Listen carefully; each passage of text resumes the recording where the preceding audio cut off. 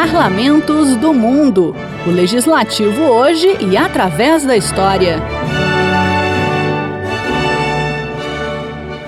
O Parlamento.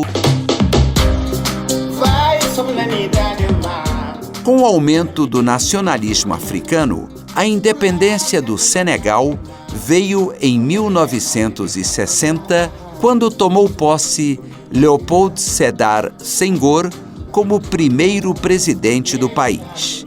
Brilhante escritor, foi, entre as duas guerras mundiais, ideólogo do conceito de negritude. Com este conceito, pretendia-se, em primeiro lugar, fazer uma crítica social e reivindicar a identidade negra e sua cultura perante a cultura europeia dominante e instrumento do colonialismo. Senghor esteve no poder durante 20 anos através de sucessivas reeleições e renunciou ao cargo em 1980, antes do final de seu 5º mandato, considerando estar já idoso e cansado das obrigações da presidência. Mesmo assim, viveu mais 20 anos afastado da política. Defensor de um socialismo moderado, aplicado à realidade africana, Senghor manteve uma política de cooperação com a França. Ele foi o primeiro africano a ser eleito membro da Academia Francesa de Letras em 1983. O segundo presidente do Senegal foi Abdou Diouf, que ficou no poder entre 1980 e 2000, quando perdeu as eleições para o candidato da oposição. Nos 20 anos em que esteve na presidência, Diouf enfrentou a revolta armada dos separatistas da região de Casamance. O conflito entrou pelo século XXI, embora tenha diminuído bastante nos últimos anos. O Senegal é uma república semipresidencialista. O presidente é eleito para um mandato de 5 anos. Existe também a figura do primeiro-ministro. O presidente atual é Bassirou Diomaye Faye, que tomou posse em 2 de abril de 2024, prometendo reformas sociais e econômicas. Já o parlamento é unicameral, composto por 165 deputados eleitos diretamente pela população. O seu nome oficial é Assembleia Nacional. Considerado um dos países mais democráticos do continente africano, o Senegal nunca teve um golpe de Estado desde a independência em 1960.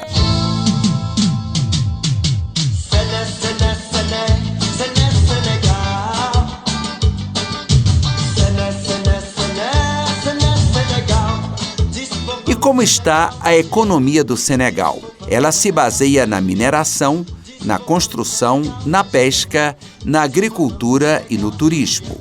O início da produção de petróleo e gás tem contribuído para que o país esteja entre as economias de crescimento mais rápido da África subsaariana. Quanto ao turismo, além da ilha de Goreia, que já mencionamos, que atrai visitantes como símbolo da escravidão, o Senegal oferece diversas opções. Uma delas é a sua capital, Dakar, mas também tem as praias com uma boa rede hoteleira e ótimos resorts. A natureza também é atrativa, com um sistema de reservas naturais que permitem ao visitante conhecer a rica flora e fauna do país. Não podemos deixar de falar da cozinha senegalesa, com influências africanas, francesas e portuguesas. O peixe é muito importante, mas também o frango, o cordeiro e a carne bovina. As receitas incluem o cuscuz de sêmola de trigo, o arroz branco, a batata doce, a lentilha e o feijão fradinho. O amendoim, do qual o país é um grande produtor, está muitas vezes presente nos pratos típicos. Para beber, há uma preferência por sucos feitos na hora, que incluem a fruta da árvore baobá, característica da África e da Península Arábica, e que chega a viver até 2.500 anos.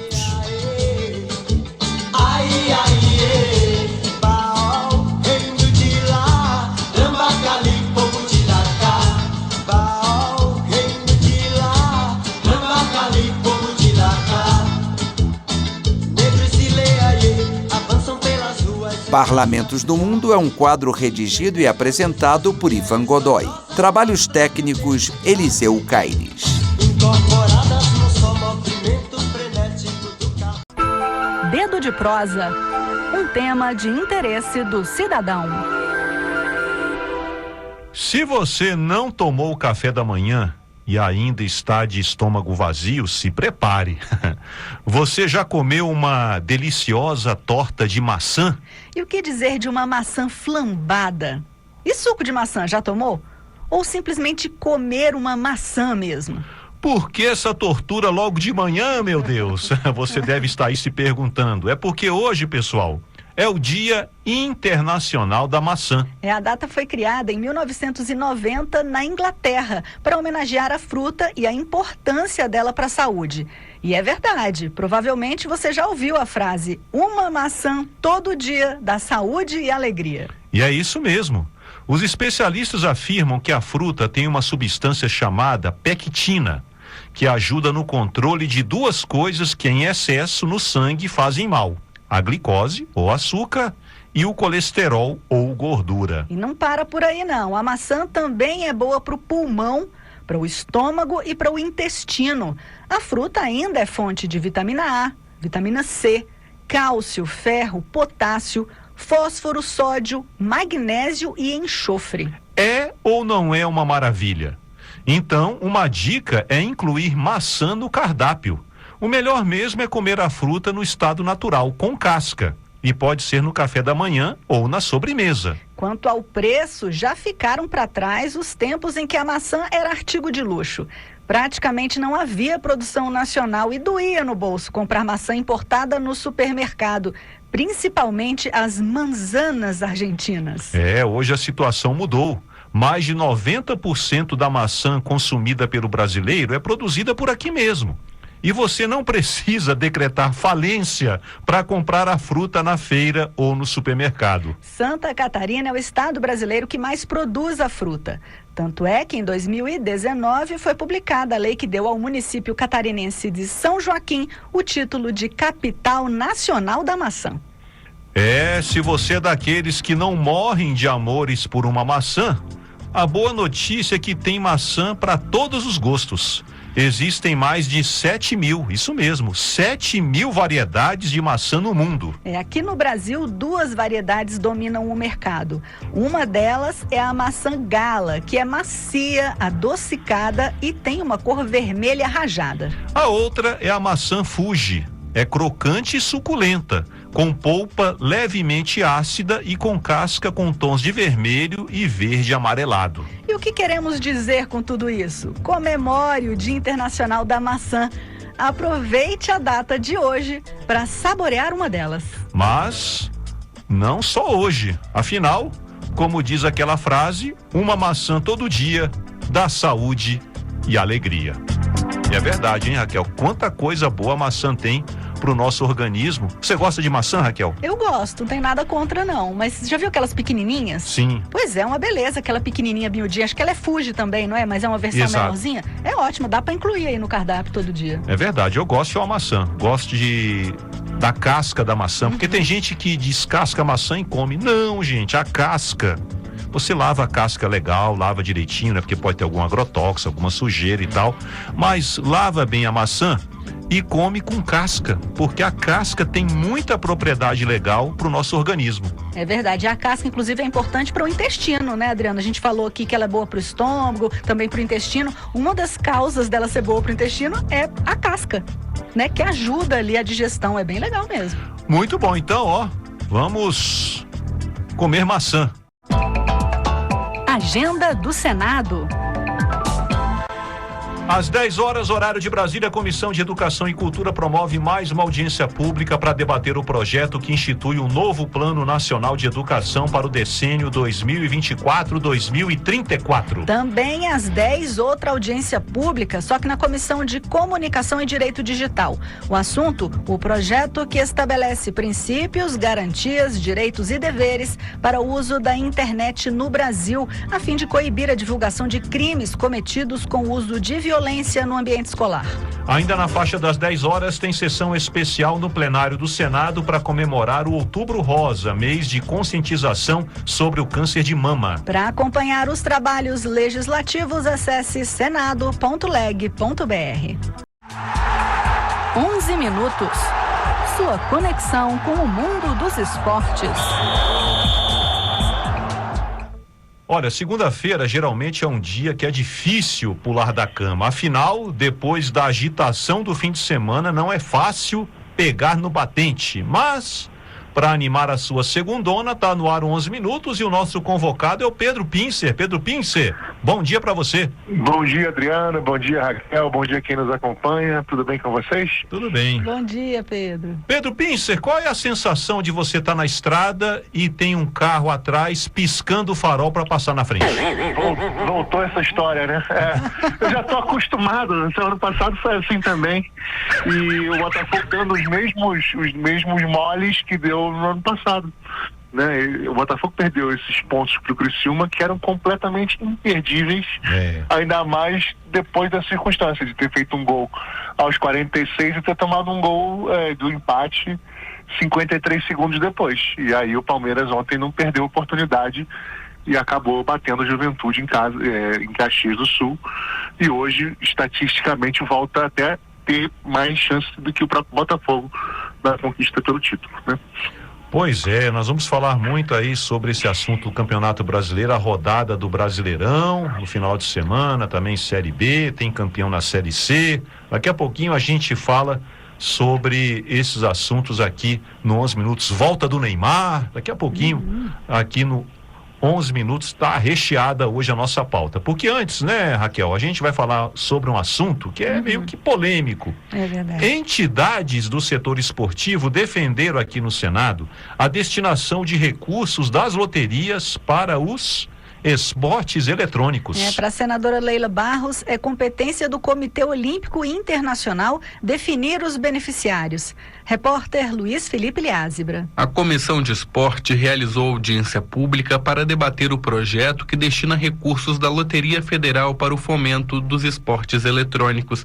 Os representantes da Confederação Brasileira de Games e da Confederação Brasileira de Desportos Eletrônicos concordaram com a proposta. Já a senadora Leila Barros, do PDT do Distrito Federal, pontuou que cabe ao Comitê Olímpico Internacional decidir os beneficiários dos recursos. Não é papel, reforçando, do Congresso Nacional escolher a entidade privada que representará o setor e, pior, fará jus a recursos públicos. O próprio COI, automaticamente, assim que ele admitir que o esporte faz parte do movimento olímpico, ele vai indicar a Confederação Nacional que será ligada a ele, como acontece com as demais modalidades. Essa entidade passará a receber recursos do COB. Esse é o trâmite. Se aprovado pela Comissão de Esporte, o projeto seguirá para a Câmara dos Deputados. Pedro Pincer, e aí a gente vai naquela eterna discussão se esporte eletrônico é ou não esporte. Ana Moser, ex-jogadora, quando era ministra do esporte, entrou nessa polêmica e dizia que os esportes não são esportes e aí nem poderiam se candidatar para receber recursos das loterias. E aí, quem me acompanha aqui já há algum tempo sabe que, quanto a esse assunto, eu tenho uma opinião extremamente impopular. Diga aí, qual é a sua opinião? E sigo a ex-ministra Ana Beatriz Moser. Para mim, isso não tem... esporte eletrônico não tem que ser postulante a esse tipo de recurso. Até porque é uma indústria muito grande que tem sua própria verba, seu próprio dinheiro, seus próprios investimentos. Então pode ser uma opinião de alguém que é velho, que é tradicional nesse sentido, mas eu não acho que seja papel das federações e dessas coisas todas estarem colocando isso com o esporte eletrônico no meio. Recurso, para mim, em público, especialmente, não tem que ir para o esporte eletrônico, porque, para mim, eu sou do esporte eletrônico, não é propriamente esporte, é esporte eletrônico, ponto. É a minha opinião. Logo você, Pedro Pince, que foi praticante do telejogo da Filco? Nossa, eu desenterrou. comecei com Atari. Tá bom, então, ok. Ô Pedro, eu concordo com você e com a Ana Moser, viu? Eu acho que isso não é esporte, não. É esporte, eu acho que é game, né? É jogo, tem que ser tratado separadamente. Eu não concordo também, não. Obrigado. Muito bem. Tá bom, eu sou da época do telejogo. Aí, ó. Mas lá em casa não tinha telejogo. A gente, qual era a ideia? Qual era a tática? A gente andava na W3, que antes as lojas de eletrodomésticos ficavam na W3 Sul. Era o Point em Brasília. Não tinha shopping center em Brasília. E tinha uma loja chamada Ponto Frio Bonzão. Sim. E a Ponto Frio Adriano. Bonzão colocava lá na beira da calçada um telejogo como chamariz. Aí a galera, a molecada ia pra lá pra jogar telejogo. Mas não era pra comprar o telejogo, era só pra jogar o telejogo, porque era o que tínhamos pra época. Olha aí que esperto, Adriano. Ia com a galera jogar o telejogo na loja. Exatamente, do Ponto Frio Bonzão na W3 Sul aqui em É Brasília. das antigas. Direto do túnel do tempo. É isso aí. Muito bem, agora vamos falar aqui dos tempos atuais, né? Porque, gente, tem agora campeão brasileiro na área. Voltaço, campeão. Isaura, solta o hino do Volta Redonda.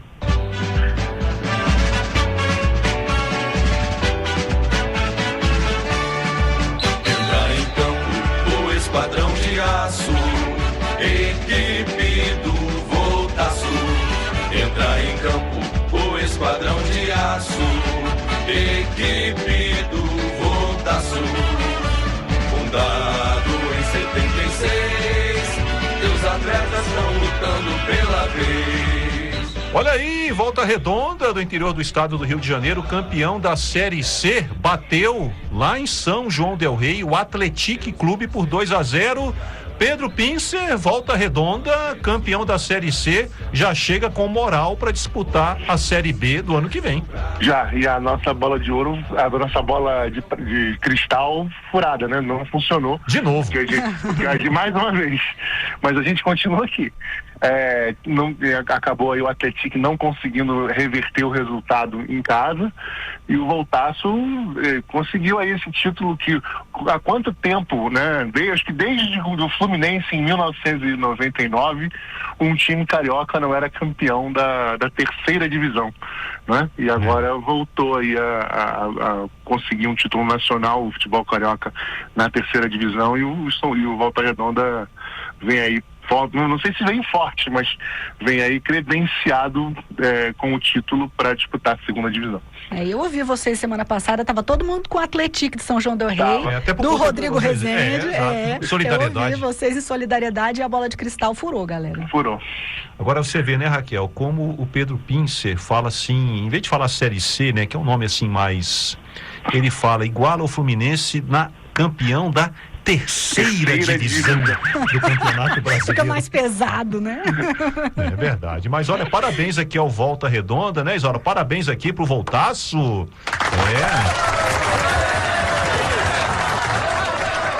Volta Redonda aí, porque Volta Redonda é uma região que, aí o Pedro Pince, que é do Rio de Janeiro, vai aí confirmar, se eu tiver errado me corrija, produz ali aço, né, muitas siderúrgicas, né? A sede da CSN, da Companhia Siderúrgica Nacional, é ali em Volta Redonda, tudo, então é um setor muito forte ali naquela região. Por isso que Volta Redonda, o apelido é Voltaço. Voltaço. Tá aí, então, parabéns ao Volta Redonda, ganhou com autoridade, ganhou os 2 jogos da final da Série C contra o Atlético, mas o Atlético também tá de parabéns, porque olha, vai disputar a Série B do ano que vem, e vamos falar agora de Série B, né? É um campeonato muito difícil.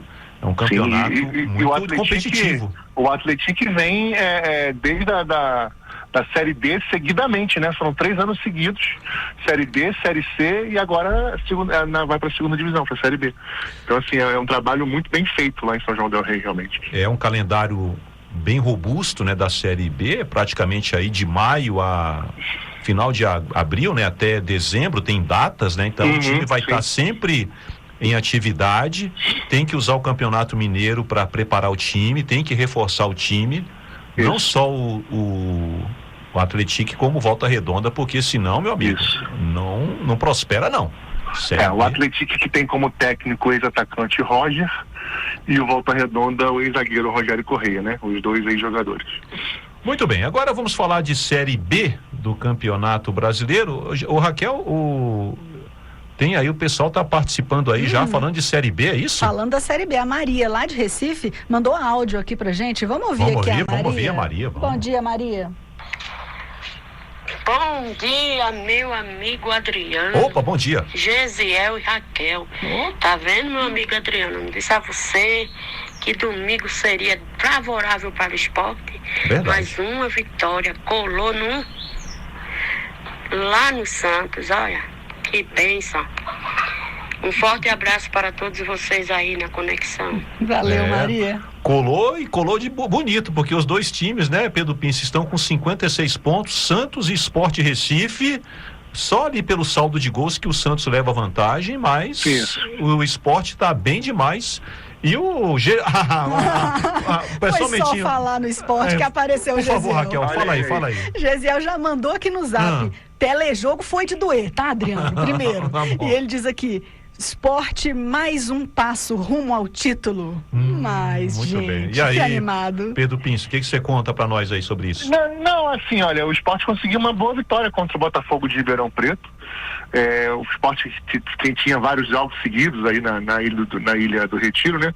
E acabou perdendo o último pro Operário, mas contra o Botafogo não teve dificuldades, apesar de uma falha clamorosa do goleiro do Sport, que na hora que estava 2-0, o Botafogo de Ribeirão fez 2-1, mas logo depois o Sport fez o terceiro e se manteve tranquilo e vem forte aí. Eu acho que o Sport tem tudo para ser campeão, porque o Santos vem numa decrescente forte, né? Acabou perdendo mais um jogo para Chapecoense, quer dizer, então o Sport tem grande chance de acabar sendo campeão aí da segunda divisão. E ainda falando do esporte, aqui ainda tem ouvinte aqui, o Sandro, lá de Pitangui, no Rio Grande do Norte. Ele já manda aqui, olha, Adriano, o Sport vai ser campeão ganhando do Santos. Olha só, tá vendo? Bem. E eu acho que na última rodada, né, tem Santos e Sport. A última rodada é Sport e Santos? É a decisão do título, vai ser muito interessante aí a tabela, favorecendo a emoção no final. Olha, todo mundo aparecendo do esporte aí agora. Por que faz uma vitória, né? Agora, no outro extremo da tabela, a se registrar, teve o derby campineiro, né? Guarani 1, Ponte Preta 0 no Moisés Lucarelli, e nesse momento os dois times de Campinas estão na zona de rebaixamento para a Série C. É verdade. Ponte contra o Guarani. Foi o tal do abraço de afogado, né? O Guarani ganhou da Ponte Preta. O Guarani já está ali, já na Bacia das Almas, né? Mas a Ponte Preta ainda briga para não cair. Mas nesse momento, os dois times de Campinas estão aí correndo esse risco.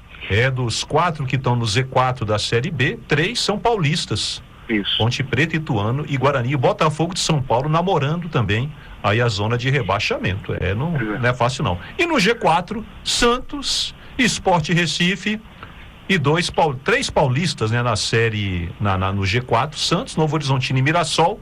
O Sport é o único intruso no G4, mas tá bem demais. O Mirassol ganhou do Novo Horizontino nessa rodada também, né? Foi o resultado. Pois é, mano. Bom, agora vamos... E o Gesiel continua aqui. Meu Deus. Agora ele tá ouvindo. Mas o Gesiel não estava de férias? Tá de férias. Que férias são essas? Ele diz aqui, ele show tá falando... da Xuxa é esse? Que show da Xuxa é esse, Gesiel? Ele tá falando do último jogo, que diz que vai ser realmente contra o Santos na ilha. Então, Recife vai parar. Ele diz aqui que o Guarani é o próximo coitado, mas, gente, é uma participação ilustre aqui. A humildade é uma coisa. Pois é. Bom, gente, vamos falar aqui da Série A do Campeonato Brasileiro. Botafogo, 61 pontos, Palmeiras, 60. Palmeiras não perdeu oportunidade, 5-3 contra o Juventude, lá no Rio Grande do Sul. E agora, meu caro Pedro Pince, depois desse tropeço do Botafogo diante do Criciúma, aí não tem mais gordura para queimar. Não tem. O Botafogo perdeu uma grande oportunidade. Foram 65 mil pessoas praticamente no Maracanã, uma festa belíssima. Há muito tempo o Botafogo não era mandante no Maracanã. A torcida fez a parte dela e tudo parecia, né, perfeito, e o Botafogo teve muita dificuldade para fazer o gol. Quando sai o gol com o Tiquinho Soares, que não fazia gol há bastante tempo, poderia aí voltar a ter um pouco mais de moral, mas o time fez o gol e depois desligou, e menos de um minuto depois acabou tomando uma bola na área e o Felipe Viseu, que foi o jogador do Flamengo, né, acabou fazendo um gol de cabeça e tirando 2 pontos fundamentais aí para o Botafogo na briga pelo título, porque a gente sabe que o Palmeiras não costuma perder oportunidades quando a porta abre, e eles acabaram, apesar do Juventude ter feito um jogo duro contra os Palmeiras ontem lá em Caxias, mas acabou o Rafael Veiga fazendo a diferença, porque não é toda hora que um jogador faz 3 gols numa partida, né? Então, é verdade. É isso.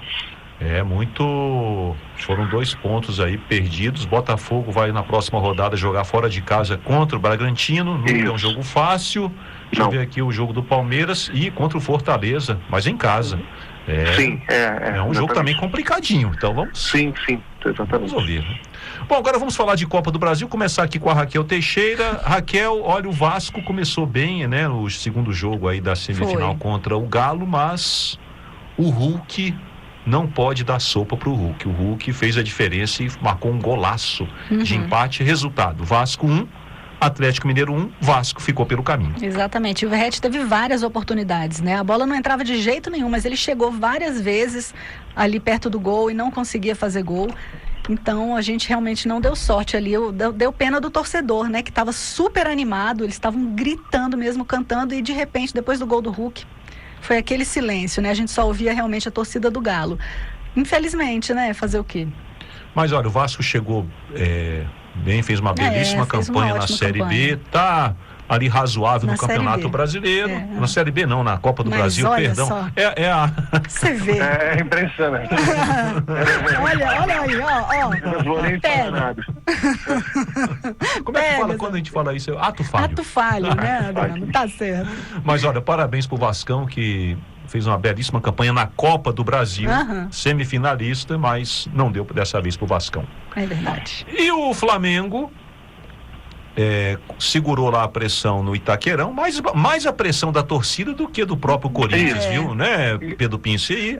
Foi 0-0 e era o que o Flamengo precisava. Exatamente, porque assim, o Corinthians teve a oportunidade, né, Adriano, na hora da expulsão do Bruno Henrique ainda, no meio do primeiro tempo, né, ele deu um pé na cabeça do Mateuzinho e acabou sendo expulso, e a partir desse momento você achava que o Corinthians ia partir para dentro, né, porque precisava do resultado e estava com um jogador a mais dentro de casa. Ocorre que o Felipe Luiz, ele fez uma alteração, né, quando o Bruno Henrique foi expulso, ele tirou o Gabriel Barbosa e colocou mais um atacante e botou mais um zagueiro, que foi o Fabrício Bruno.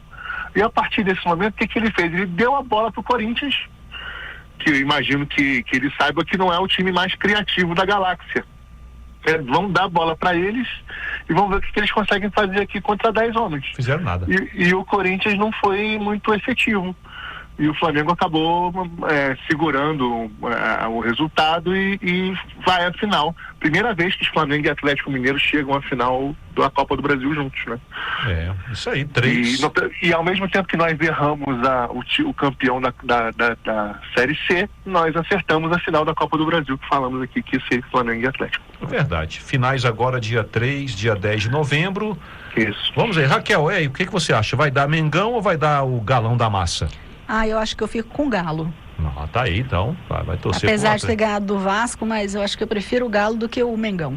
E você, Pedro Pince, seu palpite aí para a final da Copa do Brasil? Porque a gente não sabe ainda o mando, né? Que vai ser decidido na quinta-feira. O que eu acho é que o Flamengo é campeão. O que eu torço, todo mundo que me ouve sabe. É aquilo, né? Muito bem. Tá bom. Vamos aí acompanhar depois aí o sorteio dos mandos e depois a final da Copa do Brasil. Gente, para fechar aqui o 11 minutos dessa segunda-feira, tá bem animado aqui, tem muita pauta. Mais de um ano depois de ficar fora dos gramados, uma contusão da seleção brasileira no jogo contra o Uruguai, 17 de outubro do ano passado, lesão sofrida no jogo das eliminatórias da Copa, Neymar pode voltar hoje a disputar uma partida oficial. Porque ele está relacionado numa partida do seu time, o Al Hilal da Arábia Saudita, contra o Al Ain dos Emirados Árabes Unidos, pela terceira rodada da Liga dos Campeões da Ásia. Raquel Teixeira, sua expectativa para a volta do Neymar um ano depois de ele ficar fora dos gramados? Será que ele chega animado aí para jogar? Eu acho que devia chegar, né? Devia chegar forte aí, aproveitar para aparecer um pouco. O pessoal tá meio desanimado com o Neymar, né? Com essa ausência dele. E você aí, Pedro Pince? A minha expectativa é enorme para a volta do Neymar, para não dizer o contrário. Porque o cara tá um ano sem jogar.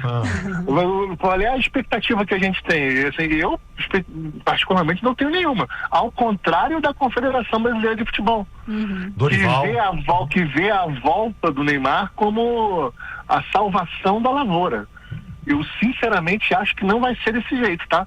Torço para que ele chegue, jogue, arrebente, faça uma Copa muito boa, mas a contusão que ele teve foi muito grave, que ninguém fica um ano fora por nada, né? Então eu acho que assim, tem que ir muito devagarzinho aí, devagar com andor que o santo de barro, sabe? A Isaura tá dizendo aqui que ele nem quer mais jogar, na verdade. Eu acho que não também, vai cuidar dos filhos, vai gastar dinheiro, mas enfim. Mas eu acho que a expectativa, assim, eu não tenho nenhuma. Mas vamos ver o que acontece. Vai que ele me desminta aqui e a gente depois dá a mão à palmatória, né? Vai que a sua bola de cristal continua embaçada. Exato. Isso aí, tá bom então. Pedro Pincer, foi um prazer conversar contigo aqui no 11 Minutos dessa segunda-feira. Um abraço para você. Tem algum destaque último? Tenho sim. Tem o título do Corinthians da Libertadores Feminina. É mesmo. Mais uma vez campeão, passando por uma estrutura péssima oferecida pela Comebol. E as brabas reclamaram. Mas com toda razão. E foram campeões contra o Santa Fé da Colômbia, mais uma vez. Achei quinta Libertadores do Corinthians. E a outra está tendo o Campeonato Mundial Sub-17 feminino. E o Brasil era o jogo da Zâmbia de 1-0, depois perdeu para o Japão. E agora joga com a Polônia, precisando ganhar para passar de fase, né? Vamos ver o que acontece aí com as meninas brasileiras. Isso. Então, muito obrigado e um abraço forte a vocês, Adriano, obrigado pelo espaço, a Raquel, um abraço, e a gente volta a se falar na sexta-feira. Um abraço a vocês, muito obrigado. Déficits fiscais e juros altos. Esses são os principais vilões da dívida pública brasileira. É o que aponta o mais recente relatório de acompanhamento fiscal da Instituição Fiscal Independente, a IFE. Vamos conversar agora sobre o assunto com o Marcos Pestana, que é diretor executivo da IFE. Marcos, bom dia para você. Bom dia, Adriano. Bom dia a todos os ouvintes da Rádio Senado. É um prazer falar com Conexão. Marcos, o relatório alerta para a relação entre dívida pública e produto interno bruto. Por que nós precisamos ficar de olho nesse indicador? A relação entre dívida e PIB, o PIB reflete tudo que o país produz de serviços e bens num determinado ano, é a riqueza do país.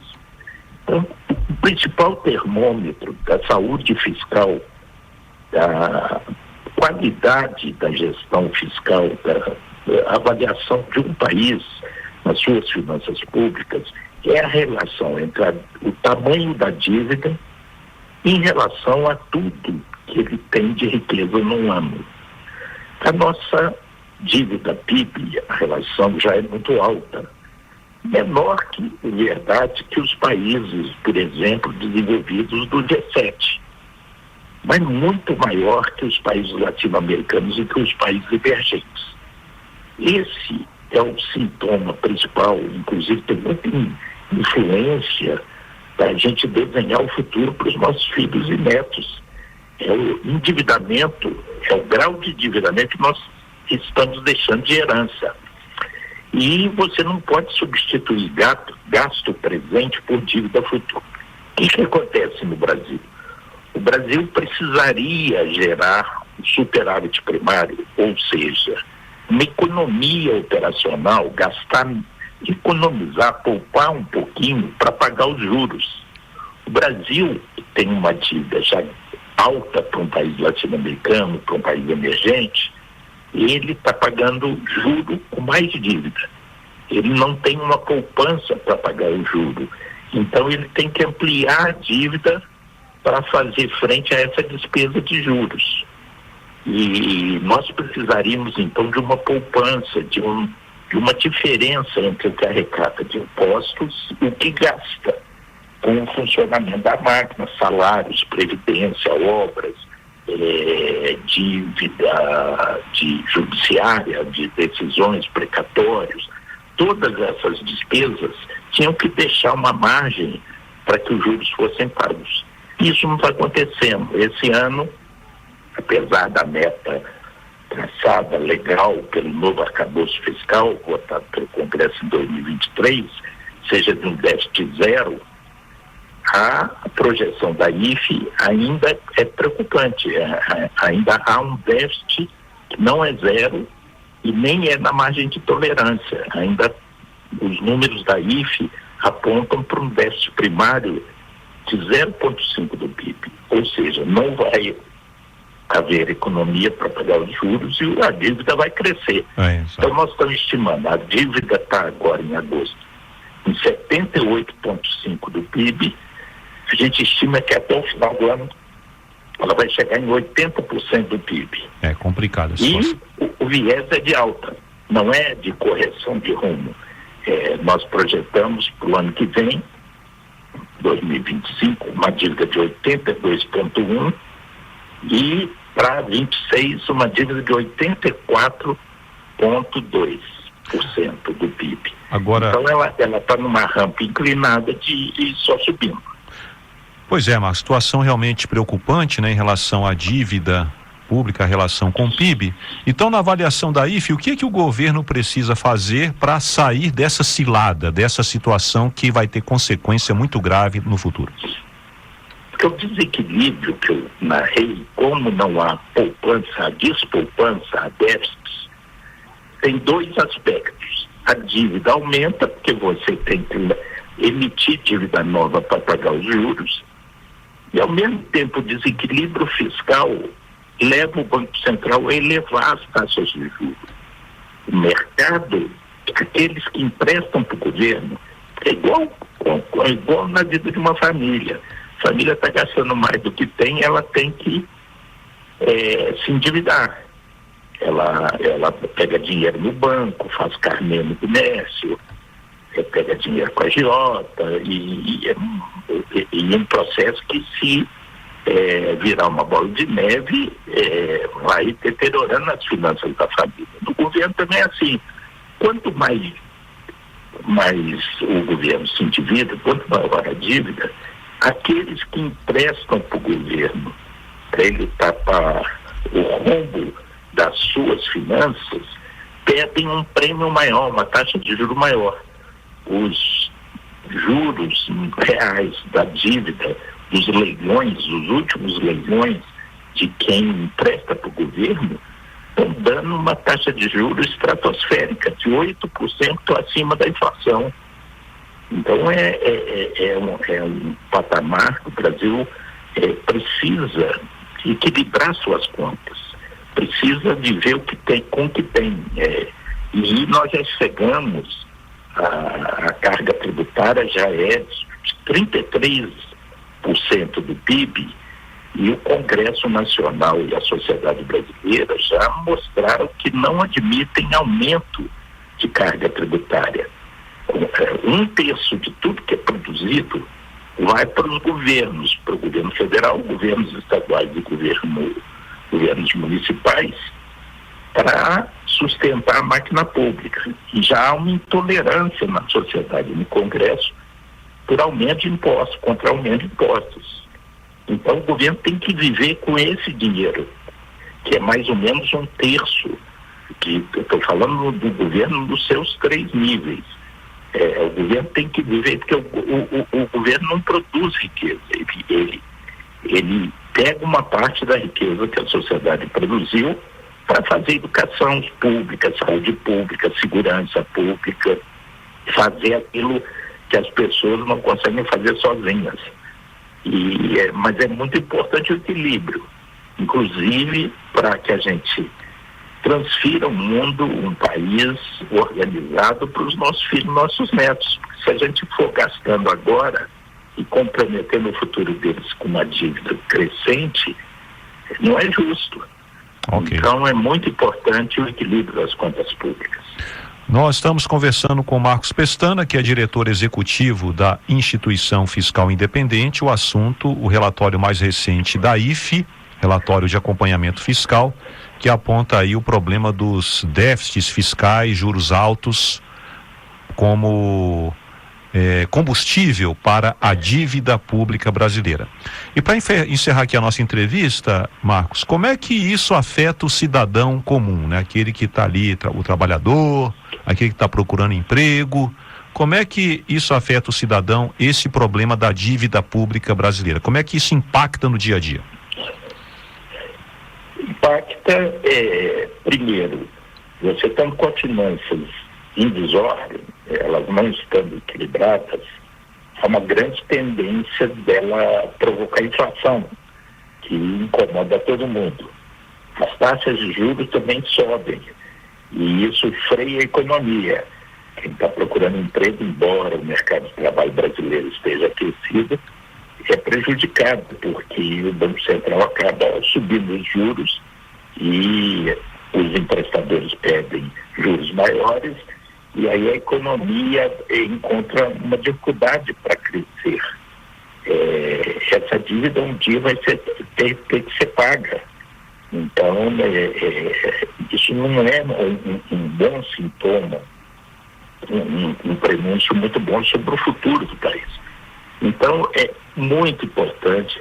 O Brasil tem um potencial enorme de crescimento sustentado, mas o grande calcanhar daqueles hoje, ele exporta bastante, tem um saldo comercial relevante, não tem problema de desequilíbrio cambial, não tem problema de inflação aguda, embora ela esteja se assanhando. Esse ano ela vai terminar, bater na trave aí da meta de inflação. A IFE estima que nós vamos ter 4,9% de inflação, que já é uma inflação muito alta para uma meta de 3%. Então nós estamos usando ao limite a margem de tolerância. Então essas disfunções todas, inflação alta, juros altos, e portanto uma queda do potencial de crescimento da economia, são os efeitos que impactam na vida de todo mundo. Ok. O governo a equipe econômica está consciente, teve reuniões com o presidente da República. É preciso que o presidente da República e o Congresso Nacional tomem as medidas necessárias para que o Brasil recupere o equilíbrio fiscal, o equilíbrio nas suas contas públicas.